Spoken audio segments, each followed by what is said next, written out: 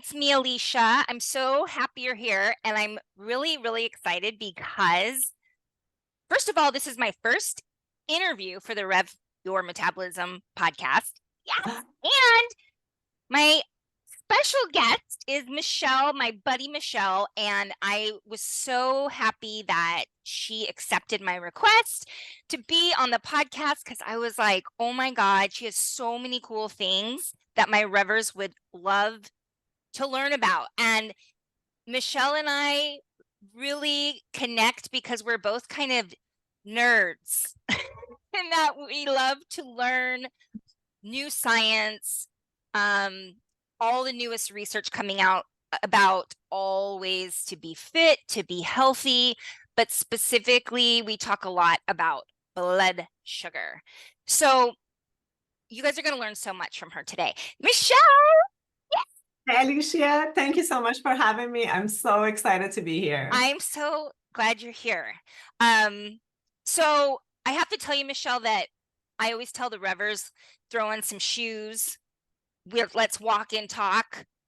Can't quite figure out how to do that, though, Revers, when I am doing a podcast interview. So you, though, Rever, have no excuse. Put on your shoes and get out there and walk while we talk, because you are going to learn some huge knowledge bombs today. All right, so get ready. Here we go. Michelle, can you tell us a little bit about your background and what it is you do? Yes. So I've been a nurse for 14 years. And my specialty was in wound care. As you can imagine, I worked with a lot of type 2 diabetic patients. I'm also a personal trainer. And 4 years ago, I started my health coaching business, Bellaby Health. I help type 2 diabetic patients get off medication. We use food as medicine. And I help them reverse type 2 diabetes to live a long, healthy, and happy life.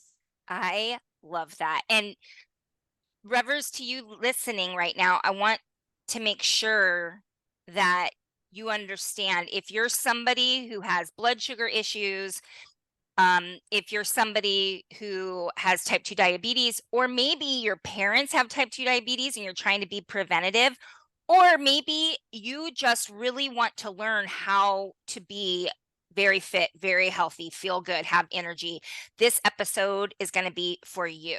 So I just want to make sure, just because you don't have type 2 diabetes doesn't mean you're not going to learn a lot about how to be your best self. So Michelle is an expert in all of these things. So get ready, buckle up. This is going to be a good one. Michelle, where did you grow up? So I was born in Tehran, Iran. I moved to the US when I was 14 years old. And don't ask me how old I am now. No, I'm just kidding. I plan to be 21 forever. That's good. That's a smart move. Was it hard, like adjusting to the American way of life when you moved here? Definitely. It was very hard. Yes. Yeah. The English you learn over there is very different than the English that they speak here. So for me, writing and reading was so easy, but speaking was very hard. Mm-hmm. Yeah, that makes sense. And you and I talk a lot about this topic that we're going to talk about today. And it's so funny because we'll text each other. Did you hear this latest episode of Peter Attia, The Drive? Did you hear the Huberman podcast? Like, we are constantly exchanging information. And I love that I have a buddy geek that I can, talk to about all these things. And so I know you're really, really passionate about this topic.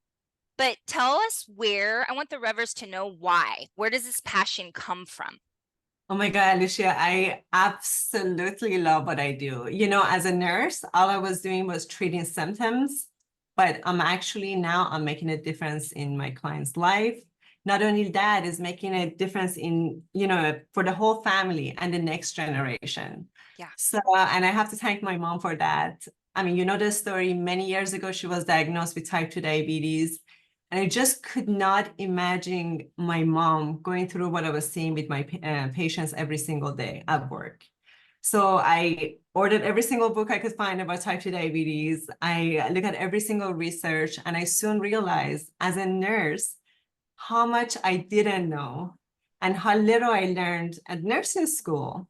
And for so long, I was like giving a wrong advice to my patient. And even now, so many people in healthcare are giving so many wrong advice that's making the patient's diabetes worse and not any better. And I have to thank my mom for that. You know, we were able to reverse her type 2 diabetes in just 3 months. She's been Wow. off medication for so many years now. She looks better, she feels better. And because of her, I've been able to help so many people do the same. So it's very rewarding.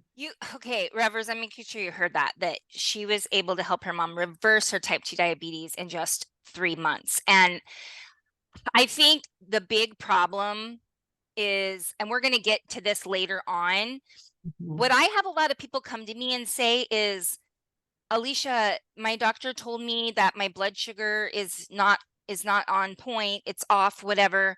And they said, just watch that or eat better or exercise. And that's not, I think most of the time the doctors don't really know the right advice to give. So we're going to dig into that later in this interview because I want you to walk away from this episode with, okay, what am I supposed to do then if I have blood sugar issues? So hang on for that. It's coming your way.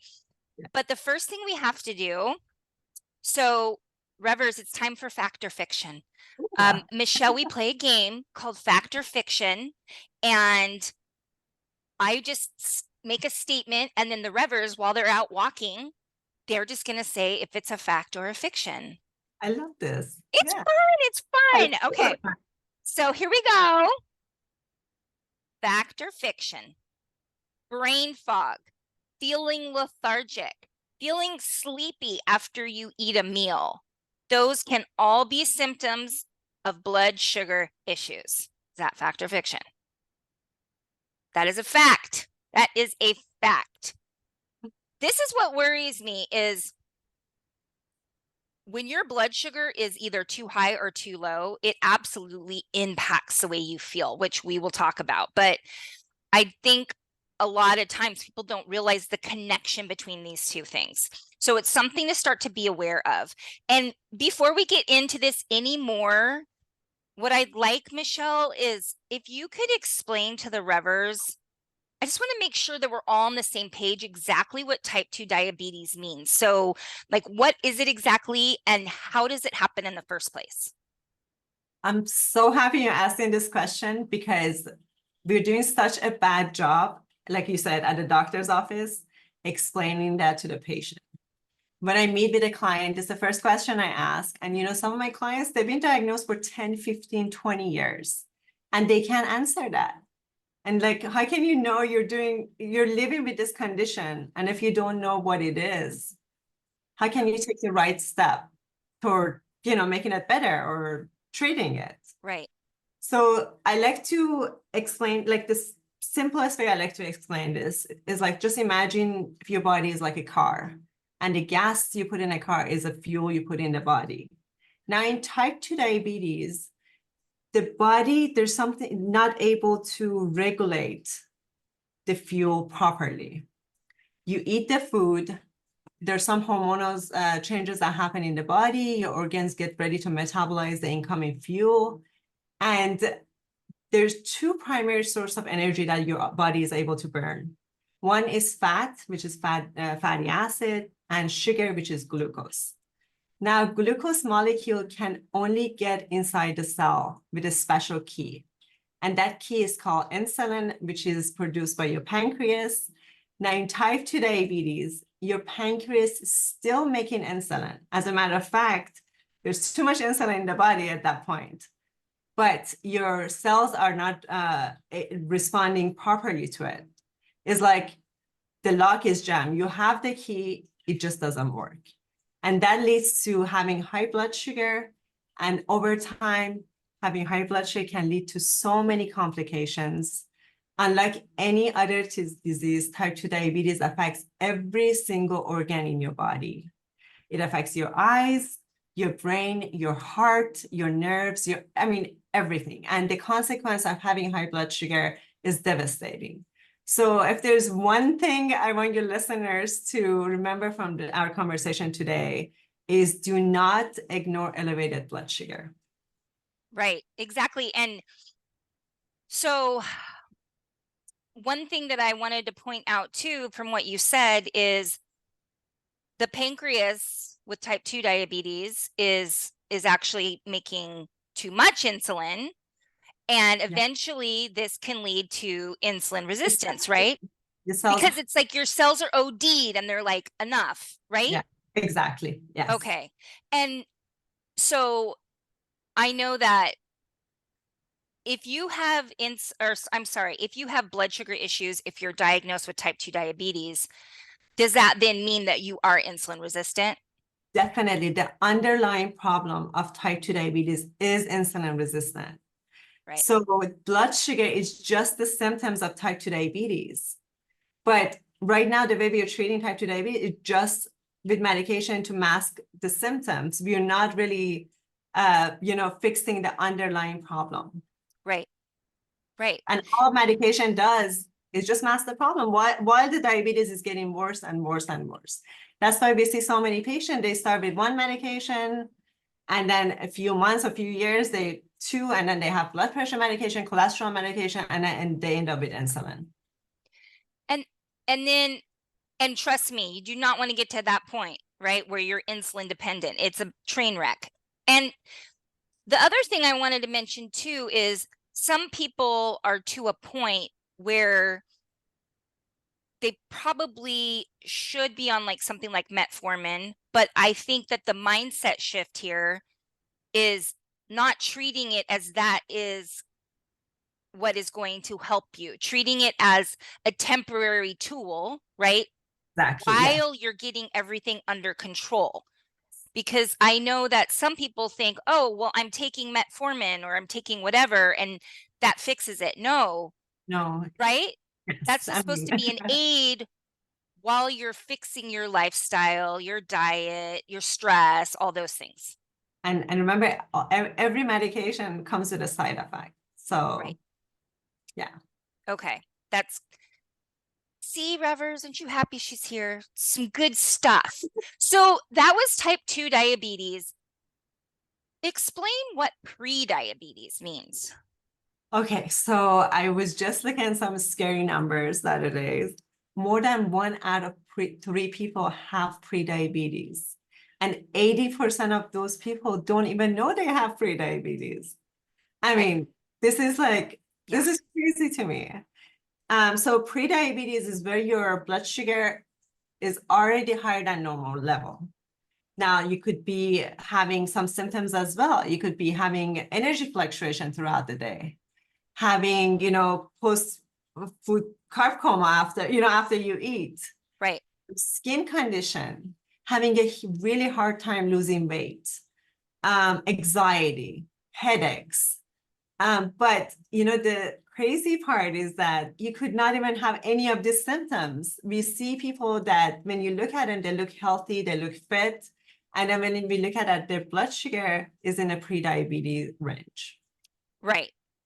I know several people who you would be blown away if you could see them, and then they're diagnosed with prediabetes and they look extremely fit, and they're getting diagnosed with prediabetes. And we're going to talk about that too, and why that's happening. But one thing I want to mention, that I want to go back to what Michelle just said.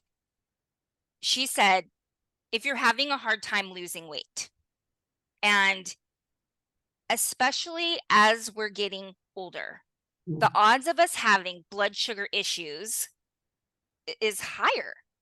And if you're having a hard time losing weight despite counting calories and all those things, you need to look towards your blood sugar, because that could absolutely, right, trigger the way your metabolism works. Definitely, yes. Yeah. Okay.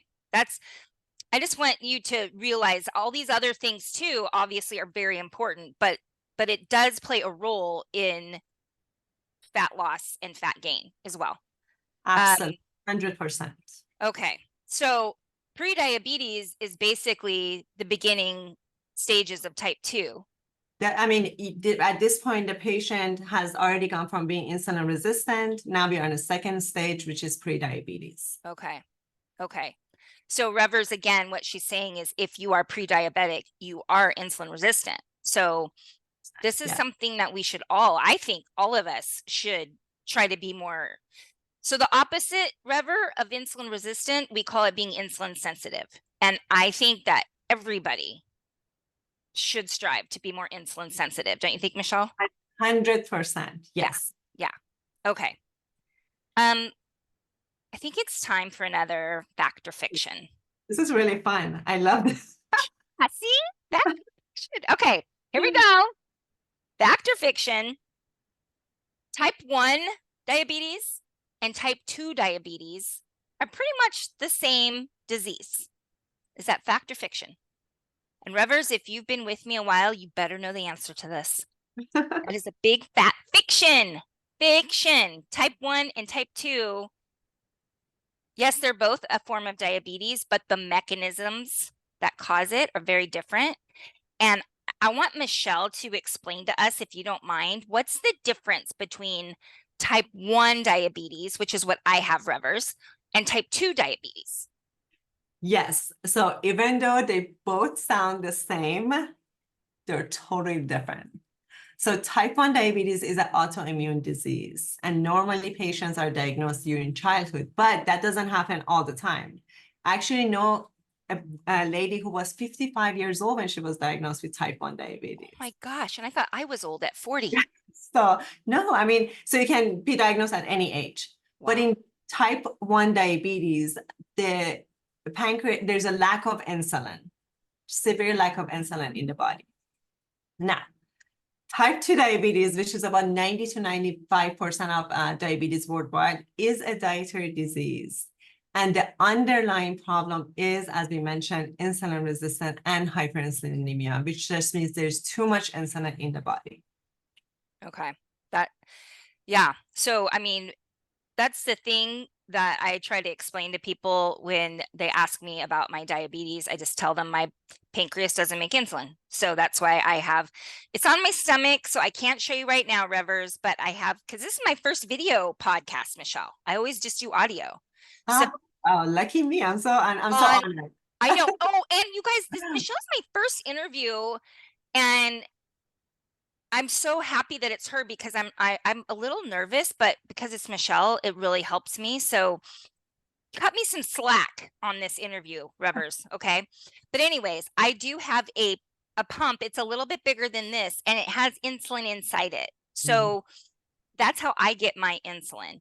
And so I'm glad that Michelle explained that, because typically, you know, I wish that type 1 was called something completely different, honestly. I totally agree with you. Yes. But whatever. Anyways, moving on, I want to ask you, what do you think are the biggest myths when it comes to type 2 diabetes and pre-diabetes?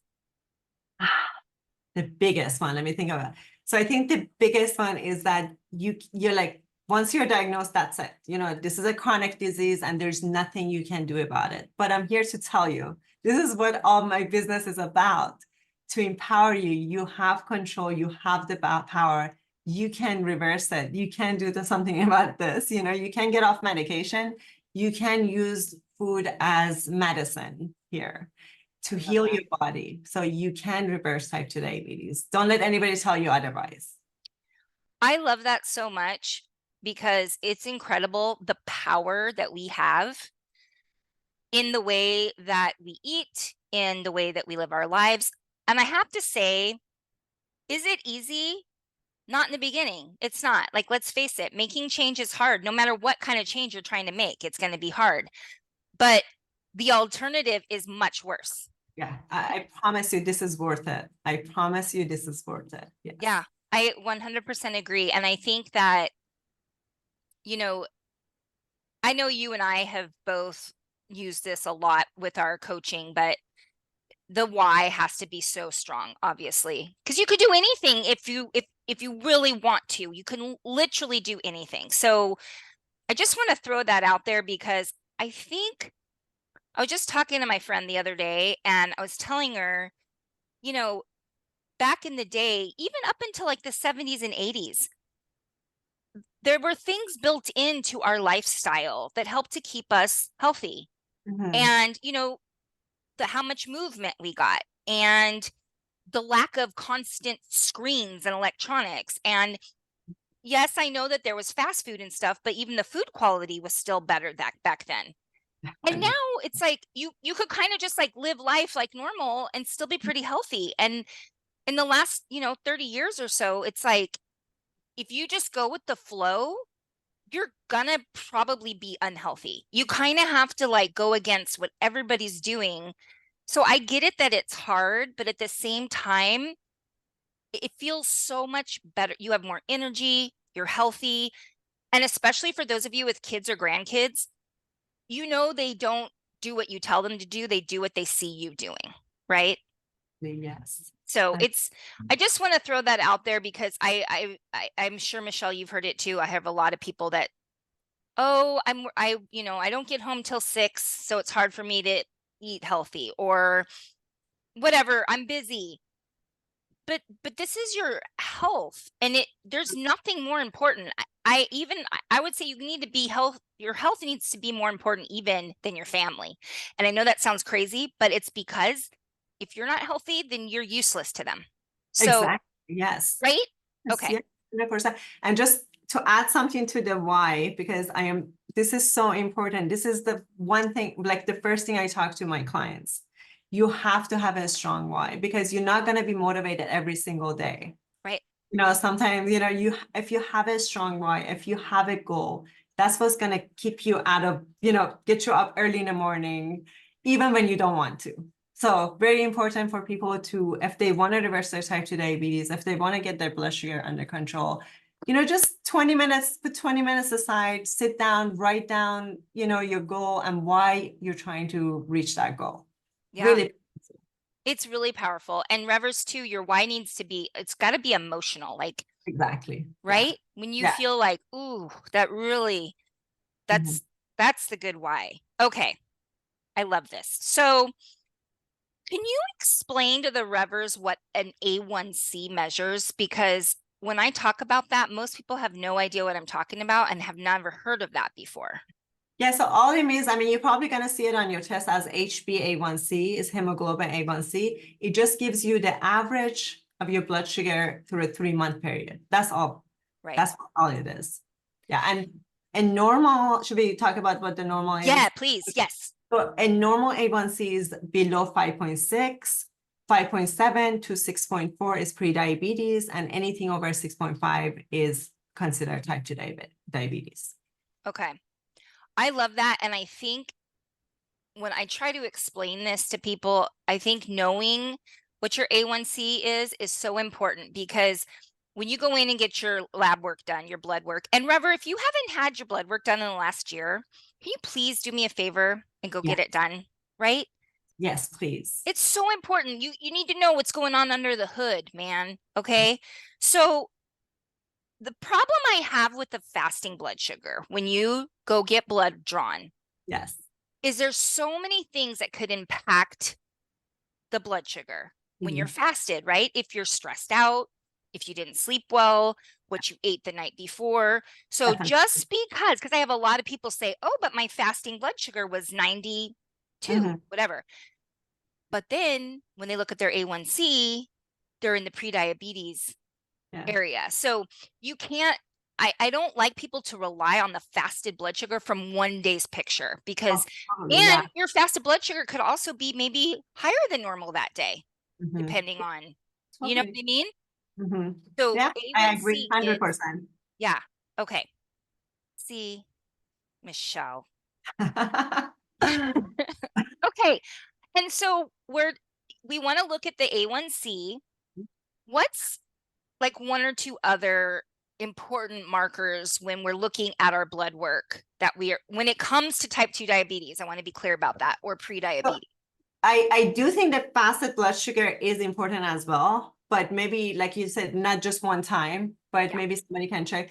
But you said 92. I just want to make sure, when you go to your doctor's office, they're going to say 70 to 100 is normal. But if your blood sugar is already between 90 to 100, this is your wake-up call. This is a red flag that you need to make changes now because your blood sugar is starting to creep up. Yep. I love that you said that because I have a friend who is a doctor. and hopefully she doesn't listen to this episode. She probably won't know who it, whatever.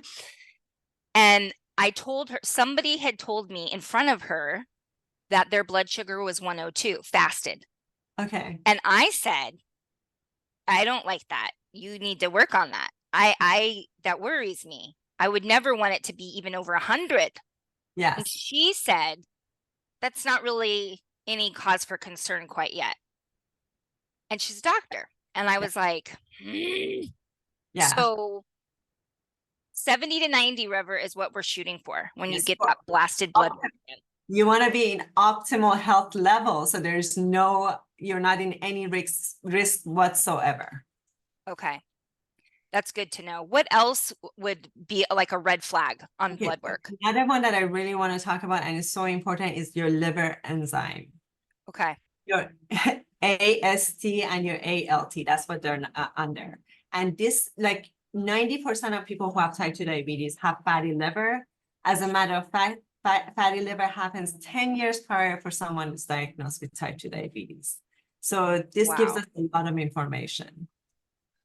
Wow. And you know what I want to say here is, and Michelle, you let me know if like I'm saying this right, but usually when somebody tells me that they're insulin resistant or that they have non-alcoholic fatty liver disease, high triglycerides, I always say, your body has a problem processing carbohydrates.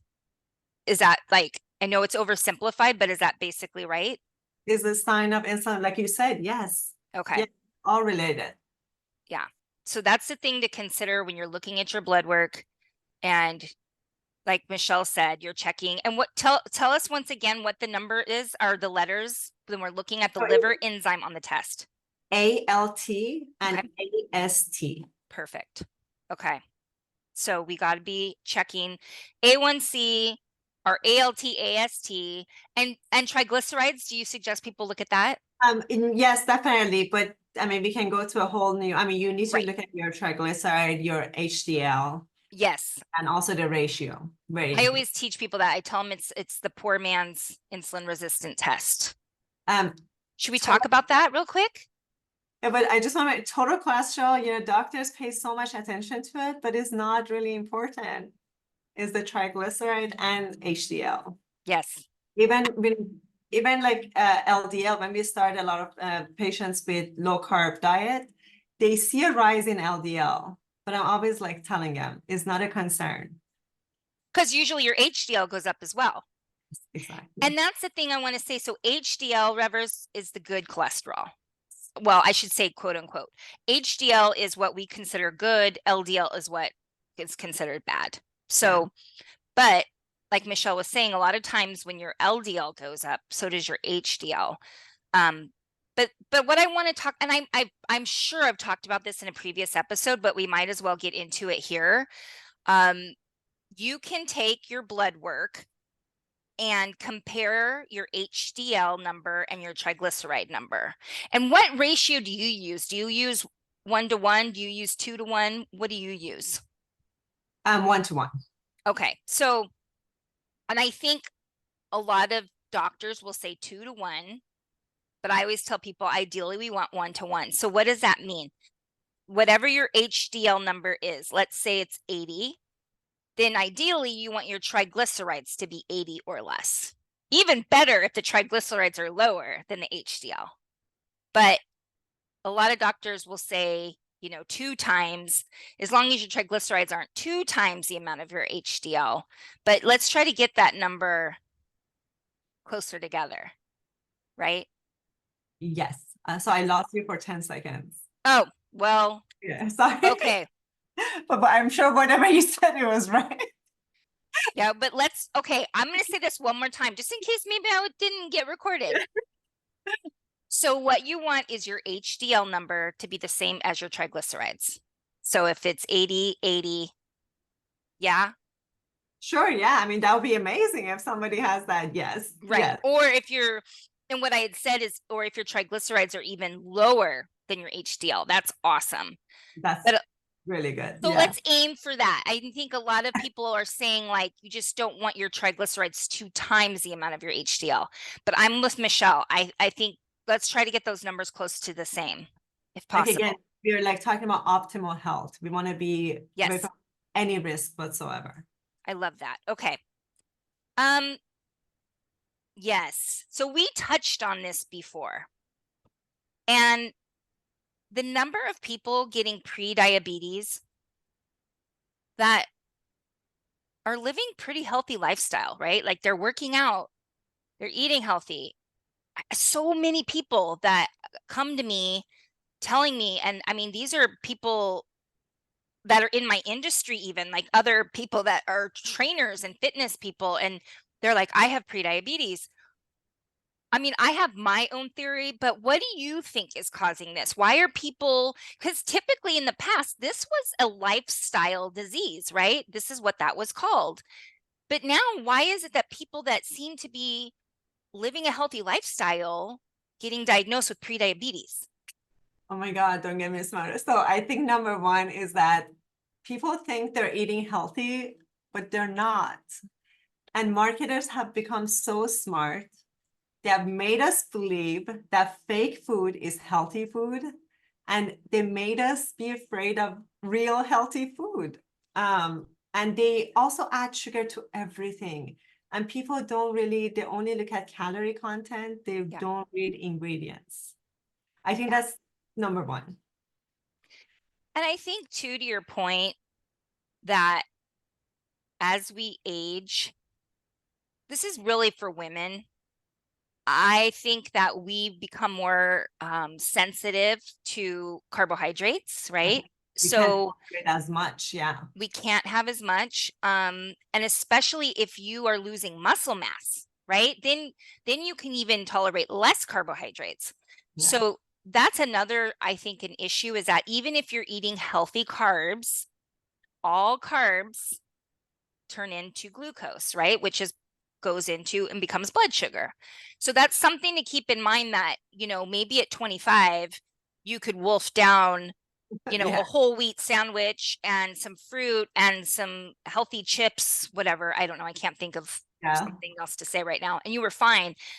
But when you get to be 40, 45, 50, you got to really, and I'm not, if you're a perfectly healthy person, we've talked about this before.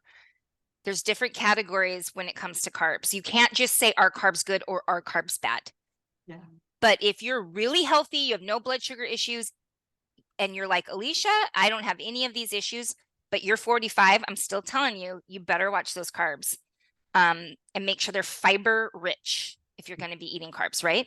100% agree. Yes. Yeah. Should, should we talk about stress here too? Yes. Because And we're talking about chronic stress here. Chronic stress. Chronic stress is detrimental to your health. It can lead to type 2 diabetes. It can lead to insulin resistant pre-diabetes and type 2 diabetes. 100%. and the other thing that we have to keep in mind is, when Michelle says chronic stress, so, exercise is a form of stress, but it's acute stress. It's a one and done. And it literally trains your body to handle stress better when there's other stressful situations, right? Yeah. So the thing we have to keep in mind though is that stress doesn't just mean mental stress. So if you're not getting good sleep on a regular basis, right? That's chronic stress. Yes. Or if you're not getting enough exercise, and when I say exercise, Revers, I don't mean you have to go to the gym 5 days a week, but just get out and get a walk, move your body. Because guess what? That's inactivity is chronic stress. Mm-hmm. Or like overly processed food, right? Chronic stress, dehydration. So you got to start to think of stress. It's a lot more than when we think of like we're pissed off, we're having anxiety, we're like mentally stressed out. So that's something else to consider, and that's exactly what my whole take on the pre-diabetes number going up so high is because stressors, and a stressful way of living. Yes. I mean, I tell my clients every single day, find something that will help you manage your stress on a daily basis. Yes. On a daily basis. It doesn't have to be complicated. Mm-mm. Like you said, 10-minute walk. I love that. I call that Zen monkey time. I mean, walking is so underrated. Walking is so good for your body and your mind. Did you hear that, Revers? See, it's not just me. Our expert over here says walk, walk, walk. So good thing you're walking right now. And I don't want people to think that, oh, they have to like wake up and go for a walk for an hour. It doesn't have to be like that. Just 5 to 10 minutes. Yes, 100%. And that's what I always say. There's no such thing as too short of a walk. Yeah. And it's the best thing for your blood sugar. Yes. See, Revers? Okay. Thank you for having my back on that, Michelle. This is something that a lot of people ask. And surprisingly, a lot of people ask me this that don't have diabetes. So a lot of people say, well, what is my blood sugar supposed to be? So I thought we could dig into that just so that people know when it comes to blood sugar. So let's say you're fasted. So like first thing in the morning, what is your blood sugar supposed to be? Well, we did kind of already hit on this, but let's say it again. So we talk about it at your doctor's office, you're going to hear 70 to 100, but I'm telling you 70 to 90.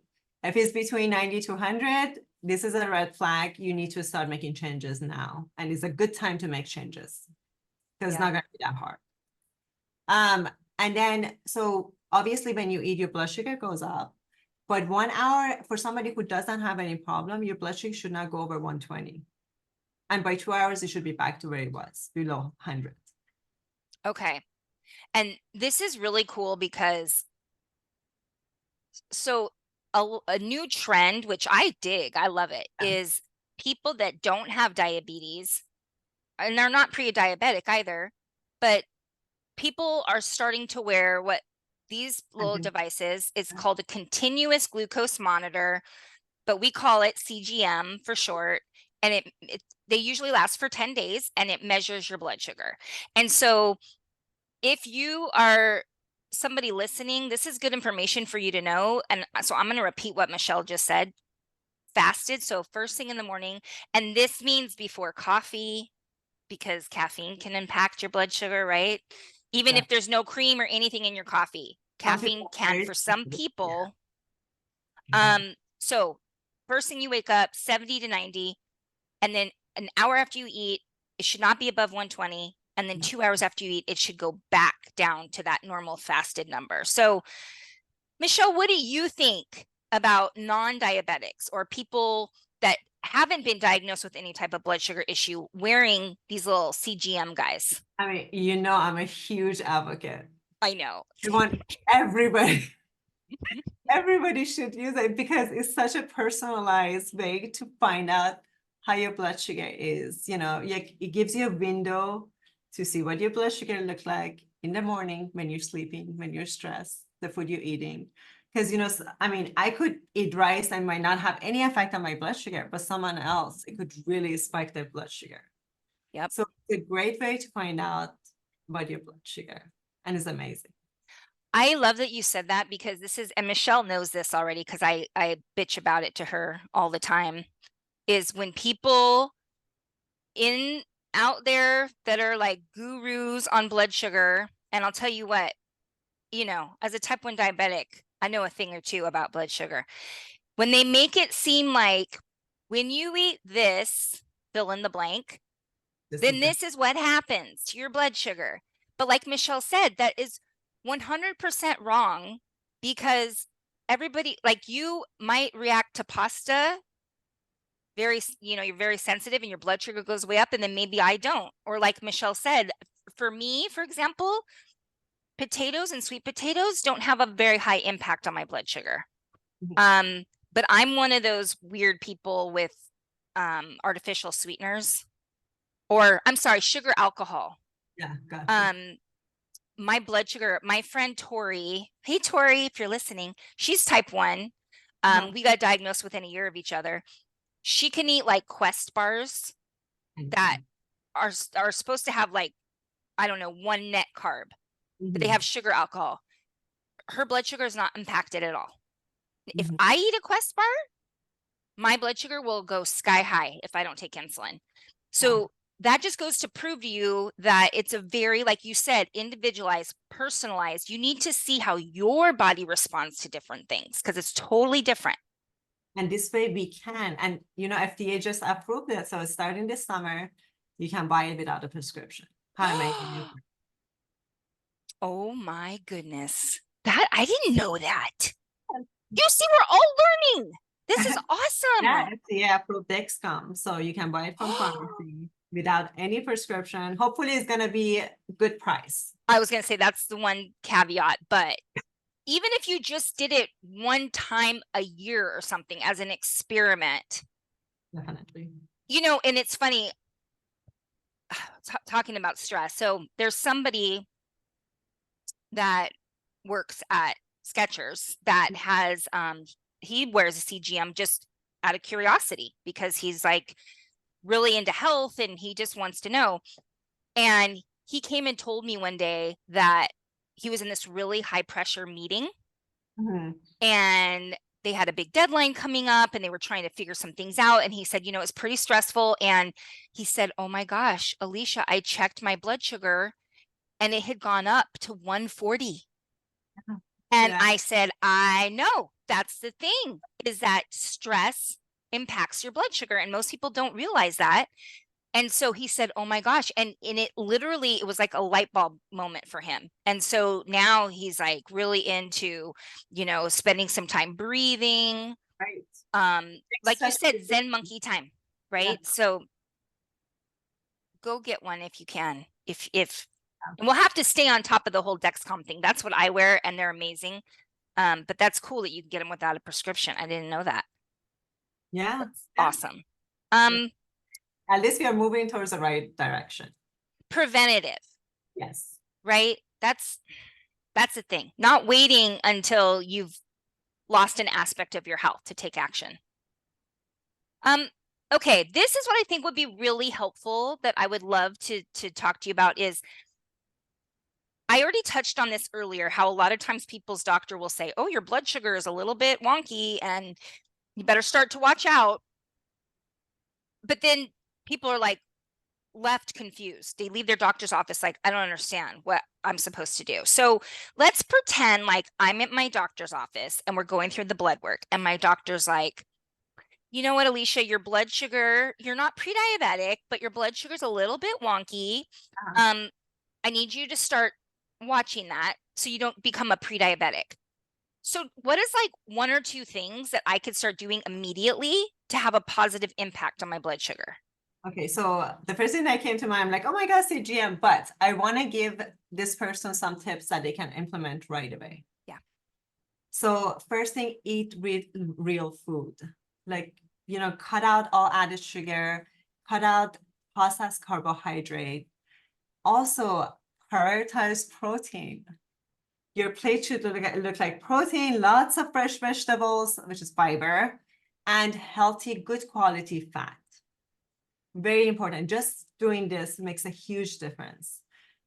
You need to become a smart consumer. Pay attention to what you're putting in your body. Again, we mentioned this before. Start like instead of just looking at calories, look at the ingredients in a packaged food. They add sugar to everything nowadays. I mean, the package they says organic, no sugar added, and then you read the ingredients, and there's like 5 different type of sugar. There's like 200 names for sugar. I So know they're so tricky. yeah. Number two, practice intermittent fasting. And this doesn't have to be like crazy 24-hour fast, even not snacking between meals. That's intermittent fasting. That's so good for your body. You're giving like your body 4 or 5 hours of rest between meals. You have breakfast, lunch, and dinner. And if somebody is like eating like 4 or 5 times a day, what they can do is like a couple of days, cut out one snack at a time, and then just make sure, their body get used to it. That's number two. Number three, exercise. Walking and weight training should be non-negotiable. Make that non-negotiable in your life. We I talk love about that. walking is so underrated, but it's so good for you. It's so good for your body, for your mental health, and your blood sugar. also stress management, good quality sleep, and hydration. A lot of times you feel like you're hungry, but you're really thirsty. So maybe next time you feel like you want to go grab a snack, have a glass of water and wait 30 seconds, and I promise you might not, even be hungry. And Right. also, I promise you, if you eat enough protein throughout the day, you're not going to be hungry an hour or 2 hours later. That's what I wanted to mention is these feelings of being hangry. And I don't mean being hungry because that's normal. Like you're going to feel hungry, or that's your body's signal like, okay, let's time to eat. But I'm talking about hangry, where you're like, I'm going to probably rip someone's head off if I don't eat soon. That feeling, or major cravings, or Mhm. being hungry when you shouldn't be, or like Michelle said, 4 to 5 hours in between your meals, and you're thinking, I can't go that long without eating. That is signs of dysregulated blood sugar. And before I got diagnosed with type 1 diabetes, I was carb loading like nobody's business. I could not get enough carbohydrates, and I had no idea what was going on. And luckily at the time, I was weight training a lot, hitting the gym a lot. But I mean, I just remember I was like eating Cheerios, and I don't know, I couldn't get enough carbs. And when I got diagnosed with type 1, the endocrinologist said to me, I said, man, I've been craving carbs like crazy. I've been eating so many. And she said, yeah, of course. When your blood sugar is constantly elevated, you have major carb cravings. So the reason I'm saying this is because if what Michelle's saying to you sounds undoable because you don't think you can go that long, it's probably because your blood sugar is not balanced. And once your blood sugar is balanced, exactly what Michelle's saying, if my morning breakfast, I make sure I'm high protein, and I can go for easily 5 hours without eating, not being hungry. So, okay, so that's a really good point. So, okay, so we're kind of hitting all the bases there, and it's nothing new, Rever. Like what everybody was doing, our grandparents and great grandparents, Michelle's saying, like, live like they did. They had 3 square meals a day. Huh. They weren't snacking. They weren't like, oh, let me stop plowing the fields and go have a snack. Get good quality sleep. You got to deal with that. If you're not a good sleeper, like obviously we could do a whole episode on that, but Yeah. that's something that needs to be addressed. And remember, hydration. When you're dehydrated even slightly, that is a stressor on your body. Yeah. Eating the real foods. Just eat real food, and then you don't worry about the calories and all that jazz. And I love what Michelle said is quit looking at the calories so much as what are the ingredients, because I have people send me snapshots. I'm like looking for something and all I can find is water, of like the nutrition facts, Yeah. and they're like, is this good? And I'm like, send me a snapshot of the ingredients and then I can tell you if it's good. I can't tell by that. Mhm. So yes, of course we want to make sure that the nutrition facts are, that it's got fiber, there's not a ton of sugar in the nutrition facts, but you got to read the ingredients. That's important. That should be another episode, huh? Like what ingredients? We could talk about that. Let's This, do that. We're going to do that coming up because that's a good one. Um, so okay, so going back to the question of, I met the doctors, they're like looking at my blood work, but now they're like, you're pre-diabetic. And because they're not going to do anything yet, you've got to exercise and eat better. And I'm like, what the F does that mean? So is it the same things that we just went over?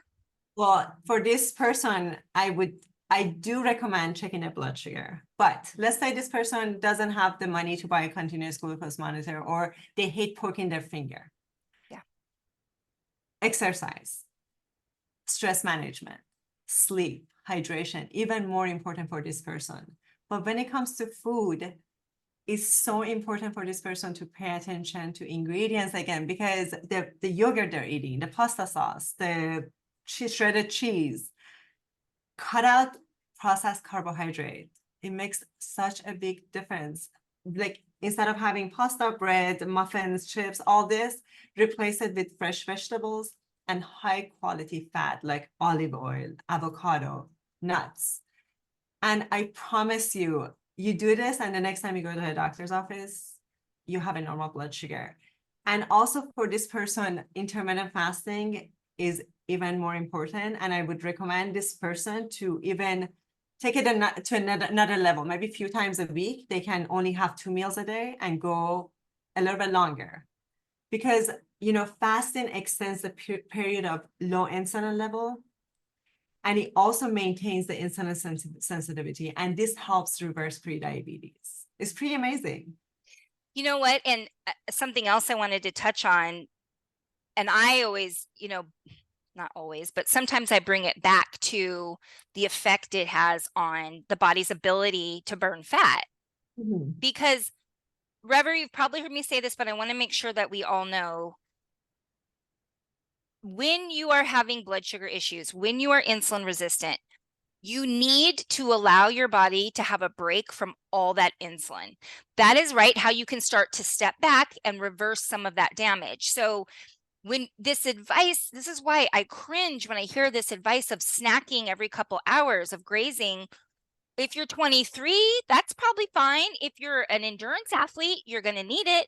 Maybe, there are certain people who can do that and who should do that. But for most of the rest of us, especially as you get to be over 35, over 40, this constant blast of eating means a constant blast of insulin.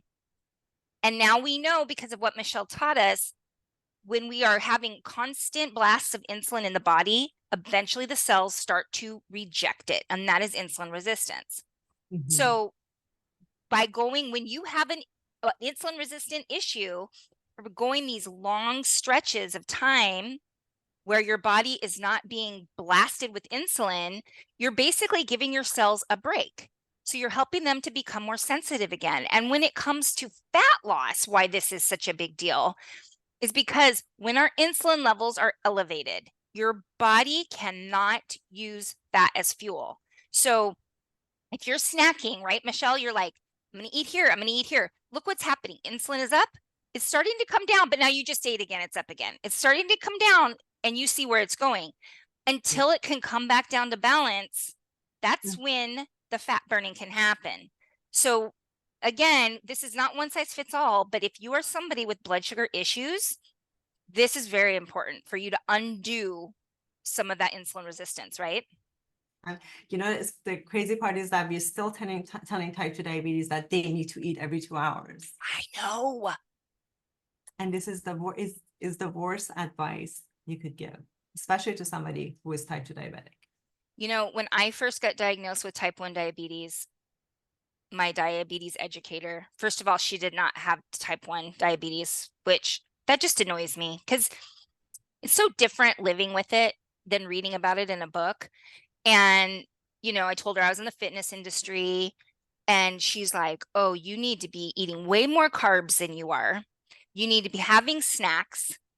And I was scared because I had just gotten diagnosed. So I listened to what she said, even though it made absolutely no sense to me. I was taking so much insulin.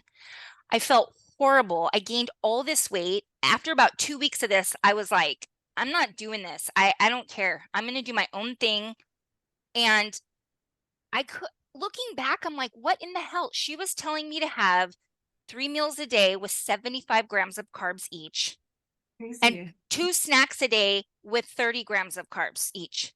And I'm thinking back now, and I'm like, what the hell? You don't want to pump your body full of insulin all the time. It's just crazy. So yeah, it's so frustrating. You're a fittest type 1 diabetic, I know. So I know people should listen to you because you are doing it right. Yeah. Oh, thank So you, proud. Michelle. Yeah. That's so nice of you. You guys see why I love her. But I just want to make sure that, let's give them some example of what breakfast, lunch, and dinner would look like for somebody who's pre-diabetic. Because I love that idea. Yeah, let's do that. I would recommend someone who is pre-diabetic for breakfast. Their breakfast should look like maybe egg with avocado or omelet, just with veggies. Lunch would look like something like chicken breast over a salad, and dinner maybe would look like salmon with asparagus. This is what the menu should look. And if they need to, if they must snack, then they can have some almonds. Nuts, healthy nuts. Yeah. I love that idea. I mean, I love that example. There you go. Michelle just made you a meal plan. So do it. Okay. And when you eat that way, like we were saying, your blood sugar is balanced.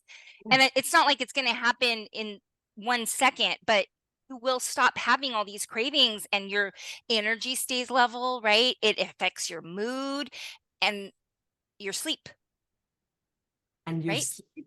And Yeah. also, if you're able to lose weight, you're gonna feel good again. You're gonna have energy. I promise you never want to go back to eating. Can I say shit again? Oh, Like, yeah. These revers know I got a potty mouth. Don't worry. You know what? It's funny because when people talk about like McDonald's, it sounds so gross to me. Like I think like how could anybody even yeah, want to eat like, and I'm sorry if you're a McDonald's fan. I'm just saying that like junky crap food to me, it sounds horrible. I would rather have, like you said, like a nice grilled piece of salmon with a salad and some asparagus. Like that is making me salivate. My mouth's watering right now. And I think it's like you're bringing your body back to its natural state, what it wants, what it's supposed to have. And I think some people don't realize how shitty they feel because they're used to it, yeah. No, 100%. right? Yes. Totally. Okay. Well, I think that we've come to the point where I want to ask you something totally just fun, just for the hell of it. So, Um, if you are stranded on a desert island, ooh, what? okay. Yeah. And you can only take 3 things and not people. Okay. Hmm. 3 things. What would you take with you? So definitely number one, my bug spray, because bugs love me, but I don't have the same love for them. I never would have expected that, but that's really smart. Number two, I don't want to take my phone. I probably would want to take my journal. That would like I feel like this is a good thing. I want to have this is a good thing for me to I not love have it. my phone with me. And number three, probably my bikini. This is so awesome. I love those answers. No bugs on you, getting a tan, writing it all out. That's awesome.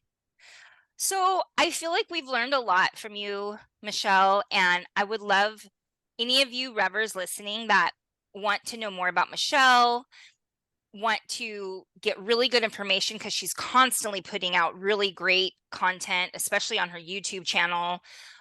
Where can the revers find you? So if you go to my website, bellabehealth.com, all my socials are there, but I'm on Instagram, TikTok, YouTube. I just started a YouTube channel. And if anybody has questions, anybody needs help, I'm truly here to help people. She really is. I have to say that. I can 100% vouch for this. I mean, she's really cares about this and really wants to help people. So I know that's true of you. Passionate because I've seen what happens. I think I'm in a unique position, but I've seen what happens to the type 2 diabetic patients. Yeah. They have amputations, when they have kidney failure, they're already on dialysis. Some of these things are not reversible. Yeah. And this could all be avoided if they would have had the right information or they had the right support. So I really do truly care about this and I do want to help. I love that. I want to mention, I'm going to link up your information in the show notes. So if you're watching this or listening to this, you can always just scroll down to the show notes and find Michelle's information down there. But thank you so much for being here. And I really do think we should do a future episode about what are the ingredients to avoid, what are ingredients that are okay, because sometimes ingredients have big long words and they're actually okay. They just sound scary. Yes. So that would be a good episode. But listen, Revers, I hope you learned a lot. I'm sure you did. And I hope you enjoyed your walk. Probably a long one today. We did a long walk today. Okay. Michelle, thank you so much for being here. And Revers, I will talk to you very, very soon. Bye. Oh, you're so sorry. I cut you off. See, that's what I do. Okay. No, just cut that part off. Sorry. Do you want to do that again? No. It's okay. You're good. Don't even worry. All right. I'll see you, Michelle. Thank you. And yeah, there you go. Talk to you later. Bye, Rivers.